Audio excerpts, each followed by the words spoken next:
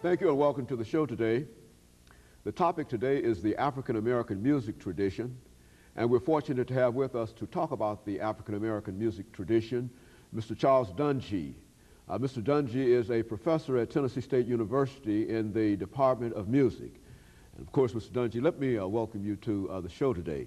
Well, thank you so much for having me, Dr. Haney. You know, I think the topic, the African American music tradition, is one that is certainly timely in terms of the vast variety of music that black folks have been involved in, and we want to talk about that today. Yes. But let's start off by talking about Charles Dungy.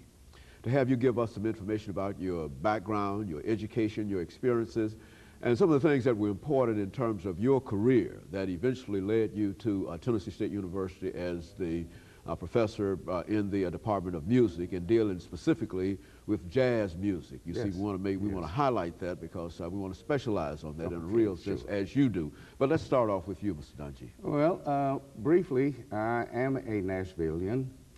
I started playing professionally at the age of 14. I was educated in the Nashville public schools. Went to Washington Junior High School, Pearl High, with Tennessee State graduate.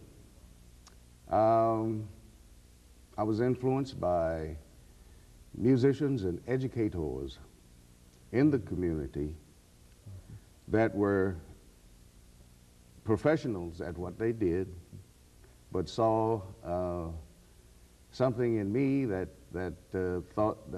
they thought they could develop, which I am glad for.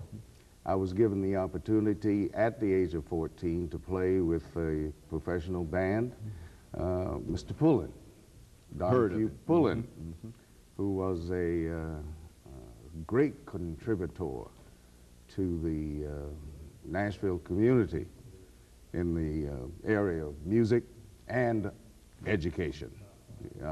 He brought music to the parks, the public parks, Hadley Park in particular.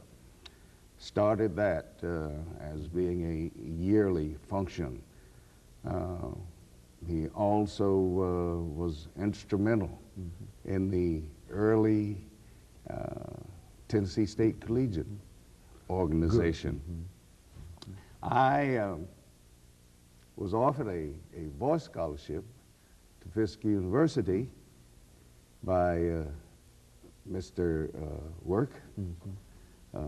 Dr. Work thought I had a voice that was trainable. He's a famous one. Very famous educator and songwriter and a producer of marvelous things that this community enjoyed for so many years.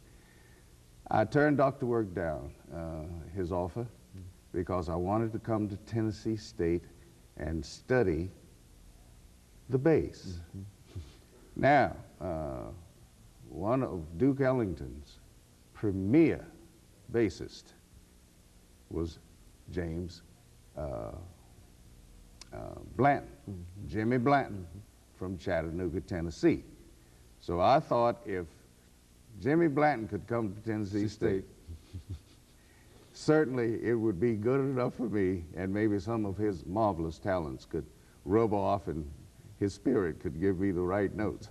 I'm glad I made the decision. I had wonderful training here through Dr. Smith, W.O. Smith, who was just coming on board when I came in as a freshman. I went on to study privately with George Zimmerman, who was on faculty at the Juilliard School. That's the music school of Columbia University in New York.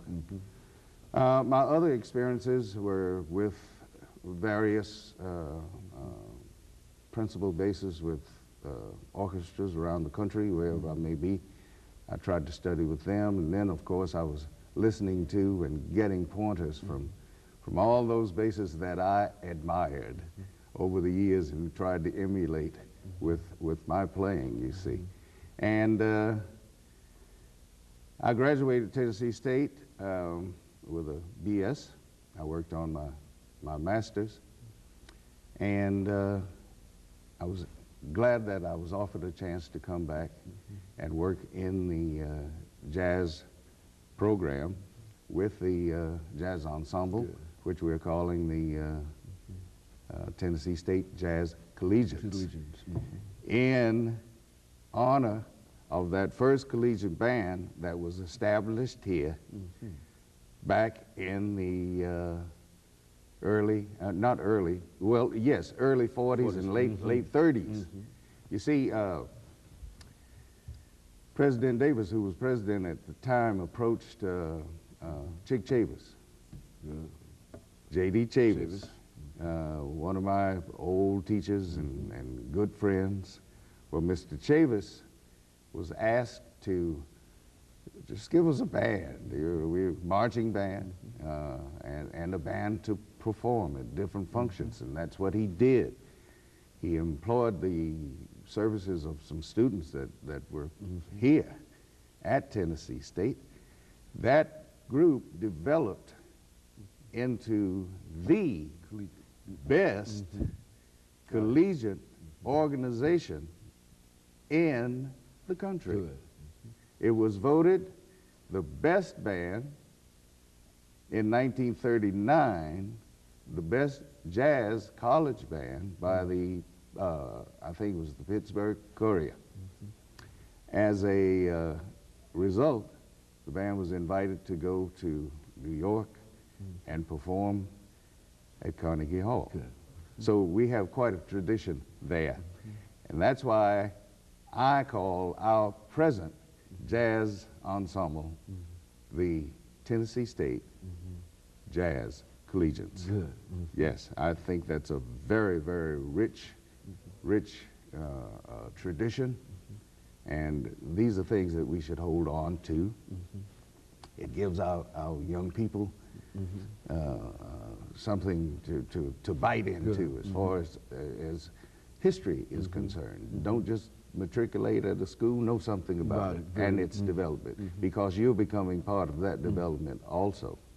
Now, you know, when you think about, Mr. Dungy, the African-American music tradition, and certainly you've given us the tradition as it existed and its evolution at Tennessee State University. Yes. But let's look at African-American music, period, from the very, very earliest idea of Africa, and sort of give us some kind of progression in terms of the various stages or the various developments, so that we can sort of put all of these traditions together. Well, the African-American tradition started the jazz entity, of course, in New Orleans. New Orleans was a perfect place for jazz to start, because it was a jazz of multicultural community. Africa supplied the drums, the rhythm. The Europeans supplied certain instruments, European development, form.